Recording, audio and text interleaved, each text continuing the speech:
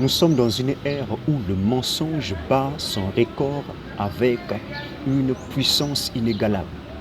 Ce n'est pas à dire que le mensonge prime simplement aujourd'hui d'une manière tellement extraordinaire, mais cela a commencé très longtemps.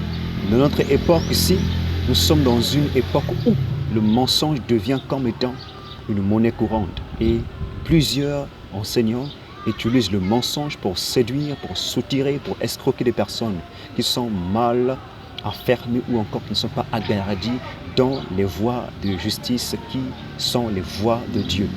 Pour ce jour, nous allons prendre le texte du Actes, chapitre 10, le verset 11. Acte 17, le verset 10 au verset 11. Lisons. Et aussitôt, les frères envoyèrent Paul et Silas de nuit à Bérée, lesquels étant arrivés, entrés de la synagogue des Juifs. Or, ceux-ci étaient plus nobles que ceux de Thessalonique, et ils reçurent la parole avec toute bonne volonté, examinant chaque jour les Écritures pour voir si les choses étaient ainsi. Acte 17, le verset 10 au verset 11. On regarde ce texte, on se rend compte que l'apôtre Paul et son compagnon de service qui s'appelle Silas se retrouvaient à Thessalonique où ils ont évangélisé la ville et malheureusement il y a eu des persécutions. Il fallait maintenant que les frères ou encore les saints d'autrefois puissent en juger mieux de faire quoi? De les évacuer pour les entraîner afin qu'ils puissent aller dans une autre ville. Et ils sont là dans la ville de Bérée. Et bien lorsqu'ils arrivent dans la ville de Bérée, au lieu qu'ils se taisent, mais ils se sont encore mis à faire quoi? À évangéliser ou encore à apporter la bonne nouvelle du salut en Jésus-Christ. Et bien lorsqu'ils sont mis à prêcher l'évangile dans les synagogues des Juifs, la Bible nous montre clairement que ceux qui étaient à Bérée, ou les Juifs de Bérée, étaient d'un esprit noble ou encore des hommes qui avaient de bonnes volontés pour pouvoir écouter, apprendre, recevoir les enseignements qui étaient diffusés. Mais il y avait une distinction entre ceux de Bérée et de Thessalonique. Et bien ceux de Bérée avaient l'habitude de faire quoi? D'examiner les enseignements qui étaient transmis par les envoyés de l'Église ou encore par Paul et Silas. Malheureusement, ceux de Thessalonique n'avaient pas la peine de faire quoi? D'évaluer ou d'étudier ce qui était enseigné. Ils ont pris simplement la peine de faire quoi? De persécuter les personnes sans pourtant prouver par des preuves tangibles et concrètes ce qu'ils enseignent était fausse. C'est aussi l'image de ceux qui vivent dans notre temps. Nous sommes exposés à des personnes qui même pas vérifié ce qui est enseigné par les prédicateurs, mais tiennent ces personnes ou les prédicateurs-là comme étant des vrais hommes de Dieu. De même aussi ceux qui parfois prêchent le mensonge, on les accrédite, ou encore ceux qui propagent des mauvais enseignements, des mauvaises doctrines, ceux-là sont considérés comme étant des grands hommes de Dieu. C'est le malheur. Et les Juifs de Thessalonique aussi étaient le même esprit. Et c'est un courant qui a traversé beaucoup des âges, beaucoup des siècles, jusqu'à notre temps aussi. Et quand on voit l'attitude de ceux qui étaient à Bérée, eh bien c'est une attitude qui est tellement louable et qui doit être aussi adoptée dans notre temps. Peu importe dans chaque domaine, il est question lorsqu'on entend une information, on doit vérifier l'information afin de pouvoir l'accréditer ou la certifier pour dire que c'est une information qui est fiable et certaine. Et bien d'après la loi, pour accréditer une information, pour accréditer une doctrine ou un enseignement qui vient de Dieu, ça doit être attesté par 2 témoins au moins. Et les témoins qui sont fiables aussi, pas des faux témoins ou encore pas des menteurs qui vont s'infiltrer pour pouvoir attester ce qui n'est pas authentique. Et ça doit être vérifié par des vrais témoins, des personnes à qui on peut voir que oui, ces personnes-là ont vérifié cela et ils peuvent bien attester que ce qu'ils enseignent, ces personnes-là, sont bel et bien justes. Eh bien, qu'est-ce que ceux-ci faisaient? Lorsque Paul prêchait la bonne nouvelle ou lorsque Silas apportait la bonne nouvelle, ces personnes avaient la peine de faire quoi? D'étudier, d'examiner l'enseignement des apôtres. Et le mot examiner ici, c'est le mot grec qui signifie, c'est le mot grec qui est anaklinio, qui signifie examiner par des recherches. Donc ces personnes étaient en train de faire quoi? De tamiser, de scruter ce qui était enseigné. Ils devaient prendre l'enseignement en question, les peser ou encore l'évaluer par rapport à ce que disaient les textes sacrés dans les Écritures anciennes. Et lorsque ceux-ci prenaient les enseignements en question, les examinaient et se rendaient compte que c'était conforme à la sainte doctrine. C'est pour cela qu'ils ont accrédité ces enseignements en question. Et par la suite, au verset 12, on dit c'est que plusieurs crurent. J'ai souvent l'habitude de dire aux gens qu'on n'embrasse pas la foi aveuglement.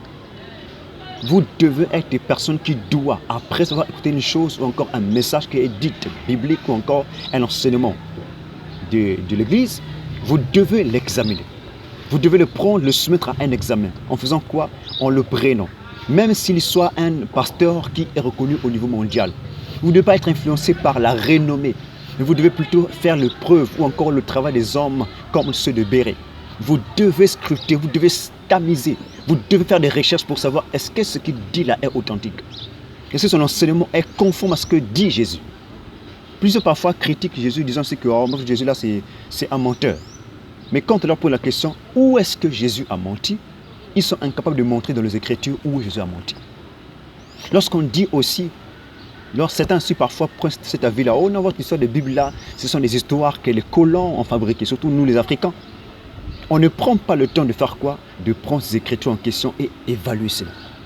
Plusieurs ignorent même l'histoire afin de pouvoir avoir l'aperçu qui serait assez général et pour pouvoir donner des avis qui seraient assez cohérents, mais ne fait que s'affliger en faisant quoi? En flagellant ceux qui voudraient embrasser la foi chrétienne. Et plusieurs de ces personnes-là vont le payer très cher. Parce qu'ils ne font pas le travail des bons entendeurs, mais plutôt des escrocs. Ils entendent la chose sans pourtant vérifier, mais ils vont commencer à faire quoi? Commencer à les transporter ou encore commencer à les diffuser. Et commencer à détruire la foi de plusieurs qui sont aussi mal affermis. D'où l'intérêt pour ceux qui se disent chrétiens ou chrétiens de pouvoir examiner les enseignements qui sont reçus dans les écrits de nos églises. Nos assemblées parfois sont bourrées de personnes qui se disent hommes de Dieu, mais qui dans le fond ne sont pas hommes de Dieu. Et qui prêchent des hérésies, des mensonges. Qui utilisent même l'éloquence qu'ils ont pour faire quoi? Pour séduire, pour ruiner des vies de personnes.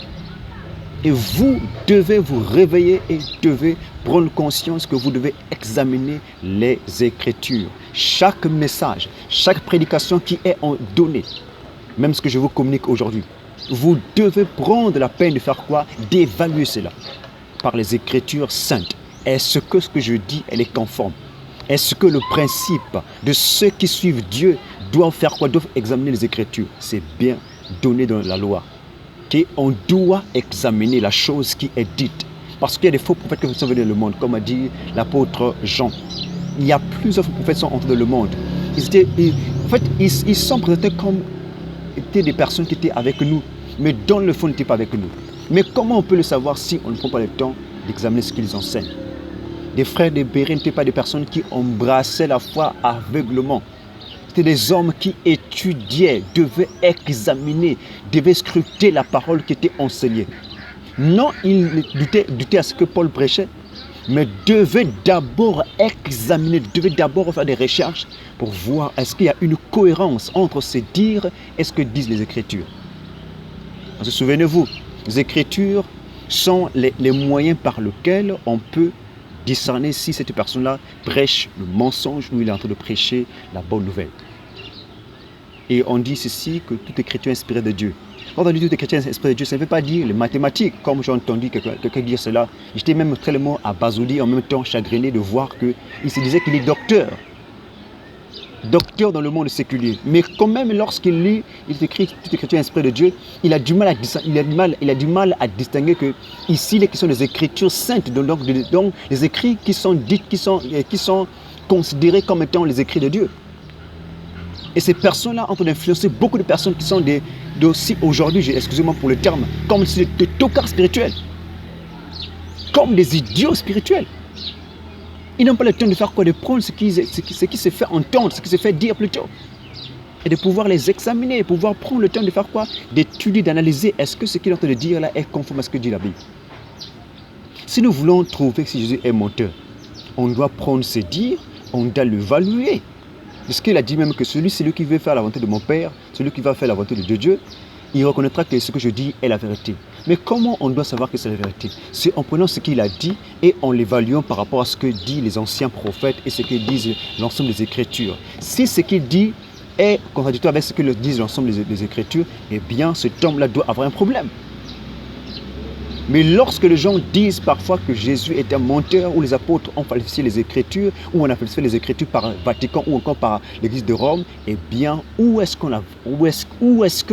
l'a falsifié et quand cela a été, et par qui et par quels moyens? Aujourd'hui, les gens sont incapables de le dire. On raconte, on spécule seulement. Chrétiens ou non chrétiens, vous devez être des hommes qui doivent examiner ce qui est enseigné. Pour que votre foi soit assise dans ce qui est sain, dans ce qui est vrai, dans ce qui est consistant, dans ce qui peut vous donner la résilience, dans ce qui peut vous donner la résistance contre ceux qui sont des mensonges de l'ennemi. Prenez le temps d'examiner, d'évaluer les enseignements qui sont enseignés partout. Telle est mon exhortation aujourd'hui pour vous. Faites comme les frères de Béret, car ça pourra vous porter plus encore et vous assainir dans les voies de Dieu. Moi, quand j'ai commencé un peu à maturer, pour ne pas dire que j'ai fini de maturer, j'ai commencé à faire ce travail-là. Et ça m'a beaucoup apporté. Aujourd'hui, si ma foi, elle est assez consistante, c'est parce que j'ai pris le temps, ou parce que je prends le temps de faire quoi? D'écouter, d'examiner, d'étudier et de comparer mes études, non seulement avec moi-même, mais avec ceux qui sont vraiment aussi fiables dans la voie de Dieu. Et quand je me rends compte que cela est fiable, eh bien, ça atteste en même temps que ce que j'ai étudié, ce que j'ai découvert, n'est pas contraire à la sainte doctrine.